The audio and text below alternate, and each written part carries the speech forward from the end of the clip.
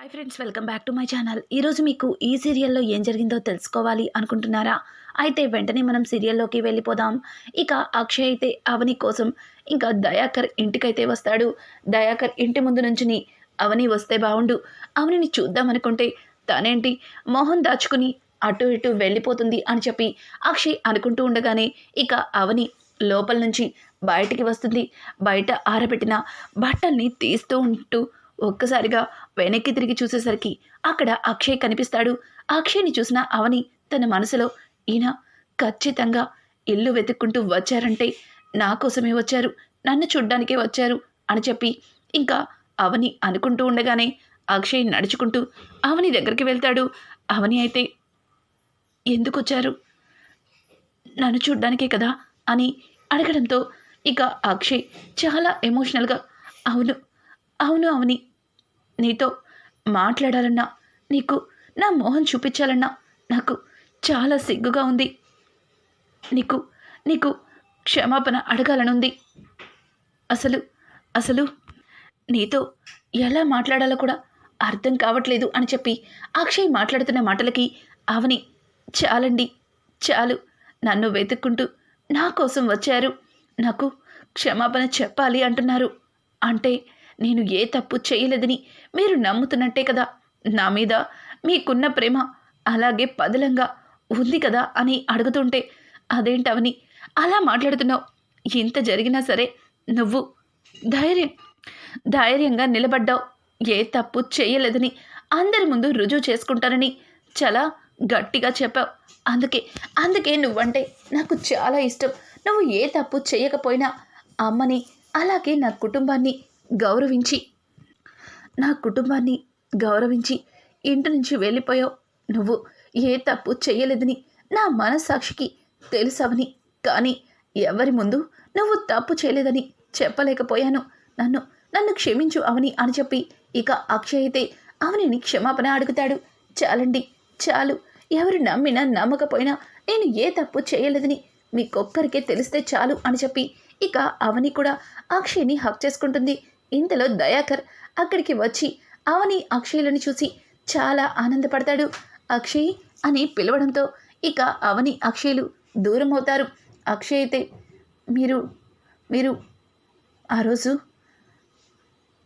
నా పుట్టినరోజు వేడుకల్లో నాన్నగారు స్నేహితులని చెప్పారు మీ గురించి.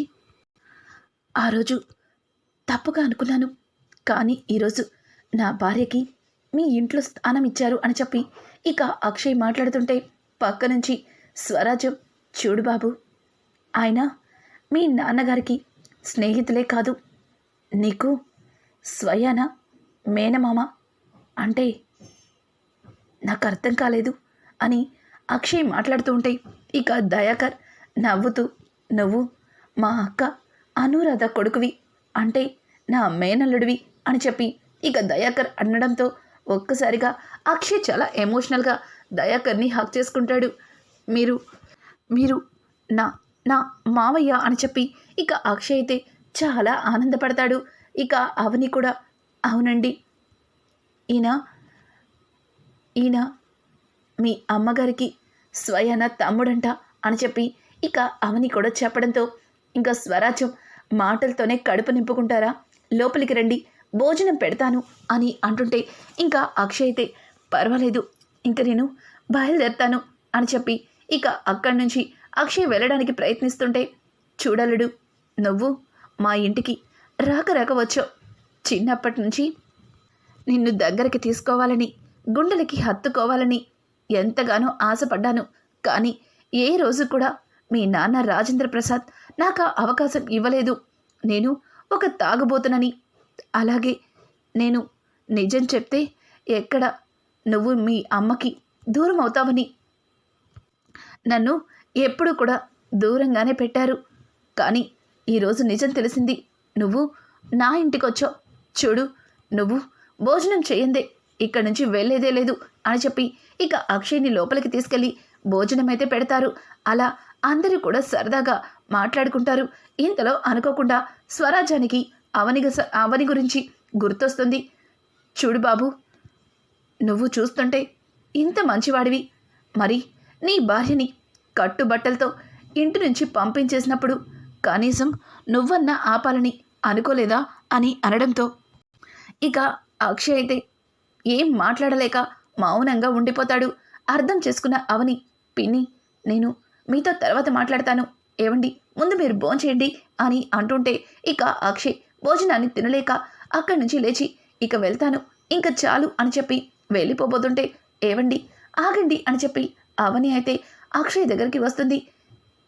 చెప్పవని అని అడగడంతో ఏవండి ఆరాధ్యని చూసి చాలా రోజులైంది, నా కోసం ఆరాధ్య బాగా ఏడుస్తుంది, నాకు నాకు ఆరాధ్యని చూడాలనిపిస్తుందండి, ఒక్కసారి ఆరాధ్యని తీసుకొస్తారా అని అడగడంతో ఇంకా అక్షయ్ అయితే అవని మాటలకి చాలా బాధపడతాడు, కంటతడి పెట్టుకుంటాడు.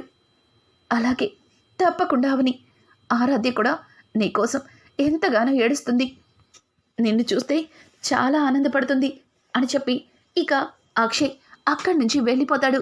తర్వాత ఇంకా స్వరాజ్యం అలాగే దయాకర్ ఇద్దరు కూడా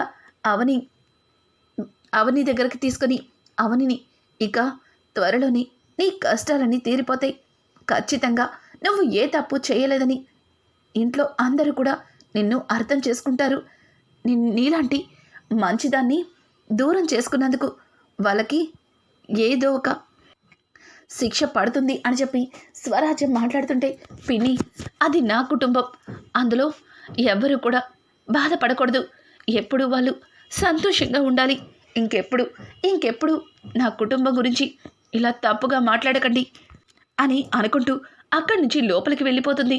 ఇక స్వరాజ్యం అయితే దయాకర్తో ఏంటండి ఈ అమ్మాయి ఇంత మంచితనంగా ఉంది, తిను ఇట్లా ఉంది కాబట్టే వాళ్ళు తినని అర్థం చేసుకోకుండా ఇంటి నుంచి పంపించేశారు అని చెప్పి ఇక స్వరాజ్యం దయాకర్తో చెప్తుంది.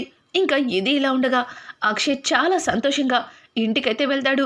అక్షయ్ ఆనందంగా ఆరాధ్య దగ్గరికి వెళ్ళి ఆరాధ్య అని పిలవడంతో ఆరాధ్య నా దగ్గరికి రావద్దు, నాతో మాట్లాడద్దు, వెళ్ళిపోండి ఇక్కడి నుంచి అని చెప్పి ఇక అక్షయ్ని చిరాకు పడుతుంటే అక్షయ్ అదేది విడిపించుకోకుండా ఆరాధ్య దగ్గరికి వెళ్తాడు.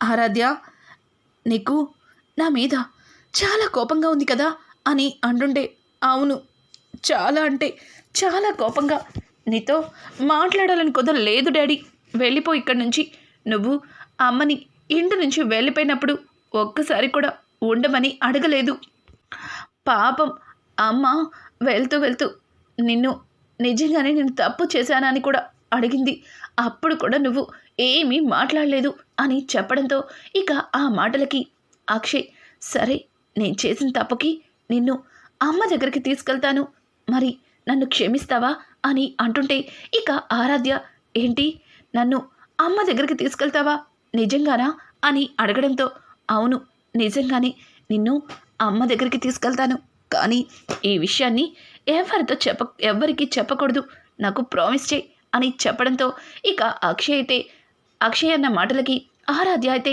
అక్షయ్కి ప్రామిస్ చేసి అక్షయ్ దగ్గరికి వెళ్తుంది. ఇంకా అక్షయ్ ఆరాధ్య సరదాగా నవ్వుకుంటూ ఇక చిన్నగా గొడవ పడుతున్నట్టుగా కొట్టుకుంటున్నట్టుగా చూపిస్తారు. అది చూసిన పార్వతి పోనీలే అవని గురించి ఆలోచిస్తూ ఎక్కడ అక్షయ్ ఆరాధ్య ఇంకా కృంగిపోతారేమో అని భయపడ్డాను, కానీ ఇప్పుడిప్పుడే ఆ అవనిని మర్చిపోయి మామూలు స్థితికి వస్తున్నారు, నాకు కూడా అదే కావాలి అని చెప్పి ఇక పార్వతి అయితే తన మనసులో అనుకుంటుంటుంది.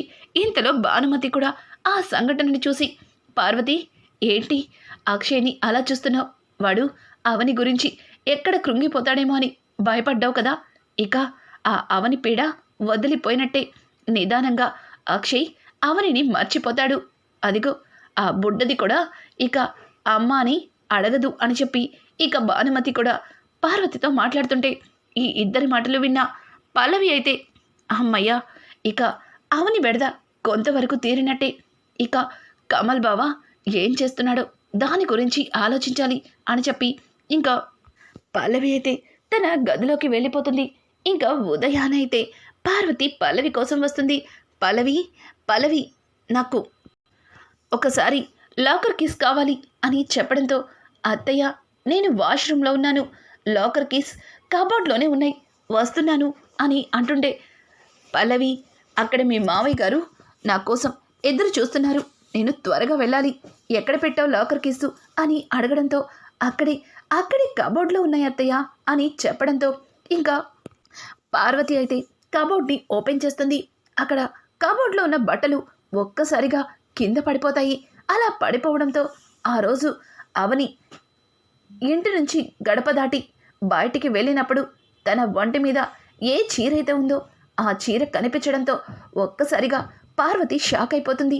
అలాగే తనని మెట్ల మీద నుంచి తోసేసి తిరిగి పైకి పరిగెత్తుకుంటూ మెట్లెక్కుతున్నప్పుడు కట్టుకున్న చీర కూడా ఇదే. అంటే నిజంగానే అవని నన్ను మెట్ల మీద నుంచి తొయ్యలేదా? నేనే అనవసరంగా అవనిని అనుమానించానా? ఇదంతా పల్లవి చేసిందా అన్నట్టుగా ఇంకా పార్వతి అయితే ఒక్కసారిగా ఆలోచనలో పడుతుంది. ఏం చేయాలో అర్థం కాని పార్వతి ఆ చీర తీసుకుని ఇంకా బయటికి వస్తుంది. హాల్లో నుంచి గట్టిగా పల్లవి పల్లవి అని గట్టిగా అరవడంతో ఇక పల్లవి అలాగే ఇంట్లో ఉన్న కుటుంబ సభ్యులందరూ కూడా వస్తారు. భానుమతి అయితే, పార్వతి ఏమైంది, ఎందుకు అంతలా పిలుస్తున్న పల్లవిని అని అంటుంటే, చెప్తానత్తయ్య, అంతా చెప్తాను. పల్లవి నీకు ఈ చీర ఎక్కడిది అని అడగడంతో ఒక్కసారిగా పల్లవి భయపడుతూ పార్వతి వైపు చూస్తుంది.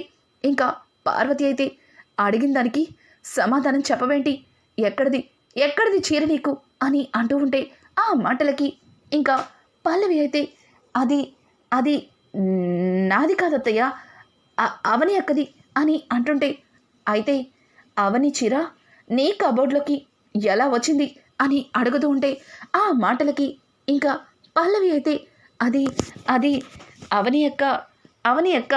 అవని అక్కకి ఇవ్వాలనుకున్నాను అత్తయ్య, కానీ అక్క లేదు కదా, అందుకే నా కబోర్డ్లో పెట్టాను అని అంటుంటే సడన్గా అక్షయ్ అక్కడికి వచ్చి, ఏంటి ఇది అవని చీర నీ కబోర్డ్లోకి ఎలా వచ్చింది? అయినా అవని లేకుండా అవని చీర ఎలా వస్తుంది? అసలు అవని ఇంటి నుంచి బయటికి వెళ్తున్నప్పుడు తన ఒంటి మీద ఉన్న చీర ఇదే చీర, మరి తన చీర మళ్ళీ నీ దగ్గరికి ఎలా వస్తుంది అని అంటుంటే ఒక్కసారిగా పార్వతి కూడా, అవును అక్షయ్ చెప్పింది నిజమే, ఆ రోజు అవని ఇంటి నుంచి వెళ్ళిపోతున్నప్పుడు తను కట్టుకున్నది ఇదే చీర, మరి తన చీర నీ దగ్గరికి ఎలా వచ్చింది? ఇంటి నుంచి వెళ్ళిన మనిషి నీకు ఈ చీర ఎలా ఇస్తుంది? చెప్తావా లేదా అని గట్టిగా అడగడంతో ఇంకా అక్షయ్, చూడు అవని కట్టుకున్న చీర నీ కబోర్డ్లోకి ఎట్లా వచ్చింది అని ఇక పల్లవినైతే గట్టిగా నిలదీస్తుంది. పల్లవి ఏం మాట్లాడకుండా మౌనంగా అది అత్తయ్య అని భయపడుతుంటే ఇంతలో పక్క నుంచి ప్రణతి, ఏంటొదినా అమ్మ అడుగుతుంటే అంతలా ఆలోచిస్తున్నావు? ఆ రోజు అమ్మని మెట్ల మీద నుంచి తోసింది నిజంగానే అవని వదిన కాదేమో, అందుకే వదిన నేనేం చెయ్యలేదు, నాకేం తెలీదని అంతగా చెప్పింది. ఇదంతా చూస్తుంటే ఆ చీర కట్టుకుని అమ్మని నువ్వే తోసేసి వదిన మీదకి నెట్టేసావనిపిస్తుంది అని చెప్పి కోమలి కూడా అంటుంది. ఒక్కసారిగా వాళ్ళిద్దరి మాటలు విన్న పల్లవి, కోమలి, ప్రణతి ఏం మాట్లాడుతున్నారు? అత్తయ్యని నేనెందుకు మెట్ల మీద నుంచి తోసేస్తాను? ఆ రోజు అవని యొక్క కట్టుకుంటే నాకు ఆ ఫ్యాబ్రిక్ చాలా నచ్చింది, అందుకే దాన్ని ఆర్డర్లో తెప్పించుకున్నాను. కానీ ఇంత జరిగిన తర్వాత తను కట్టుకున్న చీరని తిరిగి కట్టుకోవాలని అనిపించలేదు అని చెప్పి పల్లవి మాట్లాడుతూ ఉంటే, ఓ అయితే ఆ చీరని తెప్పించుకున్నావు కానీ కట్టుకోలేదన్నమాట అని చెప్పి ఇంకా కమల్ బయట నుంచి లోపలికి వస్తుంటాడు. ఒక్కసారిగా కమల్ని చూసి ఇంకా పల్లవి భయపడుతుంది. పల్లవి భయాన్ని చూసి కమల్, అదేంటి పల్లవి, నేనేమన్నాను? అంత చిన్న విషయానికి అంతలా ఎందుకు టెన్షన్ పడుతున్నావు? ఆ చీరని కట్టుకోలేదు అన్నాను, అంతే కదా అని అంటుంటే, అవును అంతే అని చెప్పి తన మొహానికి పట్టిన చెమటల్ని తుడుచుకుంటుంది. సరే, ఆ చీరని నువ్వు కట్టుకోలేదు, కానీ అమ్మని మెట్ల మీద నుంచి తోసింది నువ్వే కదా అని అంటుంటే, ఏం మాట్లాడుతున్నావు బావా? అత్తయ్యని నేనెందుకు మెట్ల మీద నుంచి తోసేస్తాను? అసలు అత్తయ్యని మెట్ల మీద నుంచి తోయాల్సిన అవసరం నాకేముంది అని అంటూ ఉంటే, మరి వదినకేం అవసరం అమ్మని మెట్ల మీద నుంచి తోయటానికి? చెప్పు అసలు. వదిన గురించి నువ్వే వదినలాగా చీర కట్టుకుని మెట్ల మీద నుంచి తోసేసి వదినే ఇలా చేసిందని అమ్మని నమ్మించావనిపిస్తుంది. అమ్మా చెప్పు, ఆ రోజు నిన్ను మెట్ల మీద నుంచి వదిన తోసినట్టయితే తన ఫేస్ని నువ్వు చూసావా అని అంటుంటే, ఇక పార్వతి, లేదు అవని ఫేస్ని నేను చూడలేదు. నన్ను మెట్ల మీద నుంచి తోసిన తర్వాత తన మొహాన్ని వెనక్కి తిప్పుకొని పరిగెత్తుకుంటూ మెట్లెక్కుతూ వెళ్ళడమే చూశాను అని అంటుంటే, అమ్మా ఆ రోజు నువ్వు ఎవరు తోసింది మొహం చూడలేదు, కానీ ఇదే రంగు చీరతో నిన్ను మెట్ల మీద నుంచి తోసేశారు, అది మాత్రమే నీకు తెలుసు అంతే కదా అని అంటూ ఉంటే, అవును అంతే అని చెప్పి ఇంకా పార్వతి అయితే అందరితో చెప్తుంది. ఇక కమలైతే, అమ్మా ఒక్కసారి వీడియో చూడు అని చెప్పి ఇక తను తీసుకొచ్చిన వీడియోనైతే ఇంకా పార్వతికి చూపిస్తాడు. ఒక్కసారిగా పార్వతి ఆ వీడియోని చూసి షాక్ అయిపోతుంది. ఇక పల్లవిని చాలా కోపంగా చూస్తుంది. పల్లవి, అత్తయ్య నేనేం చేయలేదు ఇదంతా కావాలని అవని కమల్తో చేయిస్తుంది అని అంటుంటే, షటప్ షటప్ పల్లవి, ఇంకా తప్పు చేసి కప్పిపుచ్చుకోవాలని చూడు, నువ్వు చేసిన అన్ని తప్పుల్ని సాక్ష్యాలతో బయట పెడతాను ఆగు అని చెప్పి ఇంకా వీలునామా పత్రాలని పల్లవి కాల్చిన వీడియోనైతే చూపిస్తాడు. అమ్మా నిజంగానే వదిన ఈ ఆస్తి మొత్తాన్ని అన్నయ్య పేరుకి మార్చాలి అని అనుకుంటే ఆ వీలునామా పత్రాలని మీ ముందు పెట్టిందే అనుకో, కానీ నా నుంచి ఆ వీలునామా పేపర్లని తీసుకెళ్ళి పల్లవి దొంగచాటుగా తగలబెట్టాల్సిన అవసరమేముంది అని అంటుంటే, బావా ఏం మాట్లాడుతున్నావు? నీకు అవకాశం దొరికింది కదా అని అన్ని తప్పుల్ని నా మీదే వేస్తే నేను చూస్తూ ఊరుకోను. చూడండి, నాకే చాలా ఆస్తుంది. నేను the great business man Chakradhar కూతుర్ని, తన ఆస్తి మొత్తానికి వారసురాల్ని. అట్లాంటిది ఈ ఆస్తితో నాకేం అవసరం అని అంటుంటే, నీకు ఆస్తితో అవసరం లేదు, కానీ వదినని ఇంటి నుంచి పంపించాలన్న పగ మాత్రం ఉంది. అమ్మా ఒక్కసారి ఇది చూడు అని చెప్పి ఆ రోజు పల్లవి వీలునామాల్ని కాల్చిన వీడియో చూపిస్తాడు. ఒక్కసారిగా ఆ వీడియో చూసిన పల్లవికి ఫీజులు ఎగిరిపోయినంత పనవుతుంది. ఇక పార్వతి అయితే చాలా ఆవేశంగా పల్లవి చంప చెల్లు మనిపిస్తుంది. ఛీ నీచురాలా, నిన్ను నమ్మి దేవత లాంటి నా కోడల్ని ఇంటి నుంచి పంపించేశాను. తను ఎప్పుడు కూడా ఈ ఇంటిని అలాగే ఈ కుటుంబ సభ్యులందరినీ సంతోషంగా ఉంచాలి అనుకుంది. కానీ నువ్వు చేసిన తప్పులని తన మీదకు మోపి తనని నా చేతులతోనే ఇంటి నుంచి బయటికి పంపించేలా చేసావు. నిన్ను ఊరికే వదిలిపెట్టను అని చెప్పి ఇంకా పార్వతి అయితే పల్లవి 2 చెంపలు వాయ కొడుతుంది.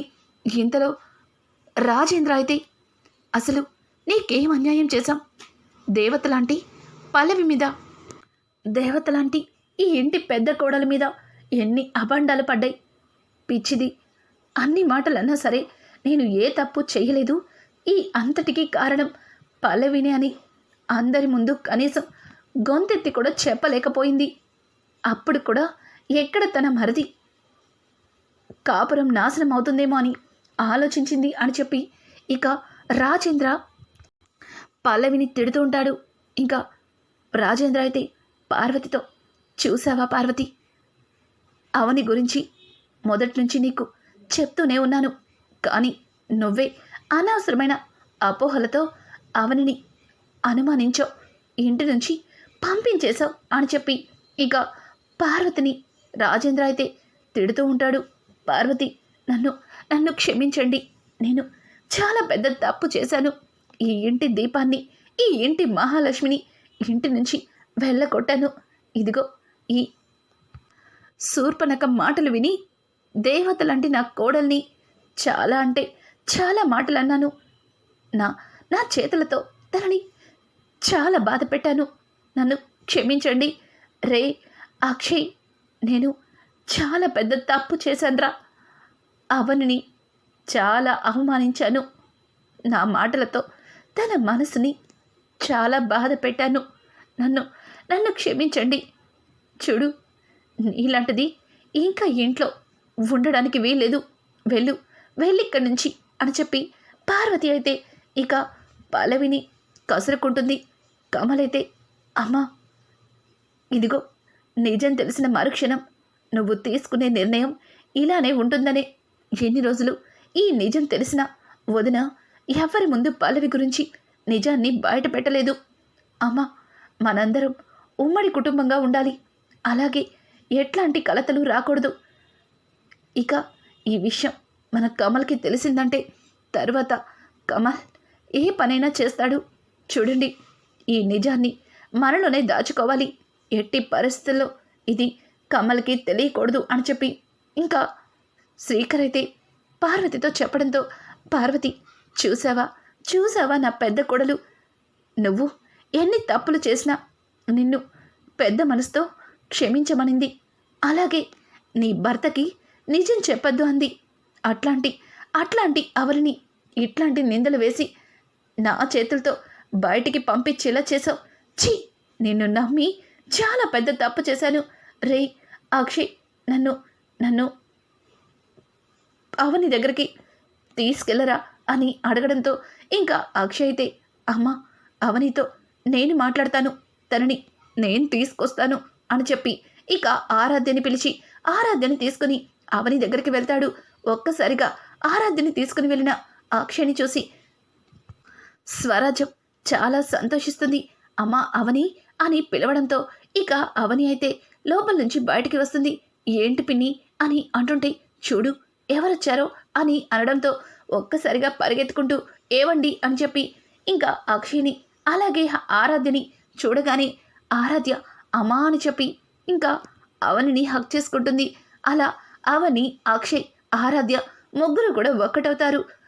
అక్షయ్ అయితే, అవని ఇంకా చాలు, ఇంతవరకు చేసిన వనవాసం చాలు, ఇక మన ఇంటికి వెళ్ళిపోదాం అని చెప్పి ఇంకా అక్షయ్ అయితే అవనిని అడగడంతో, అవని నేను రాను అని చెప్పడంతో ఒక్కసారిగా అక్షయ్ షాక్ అయిపోతాడు.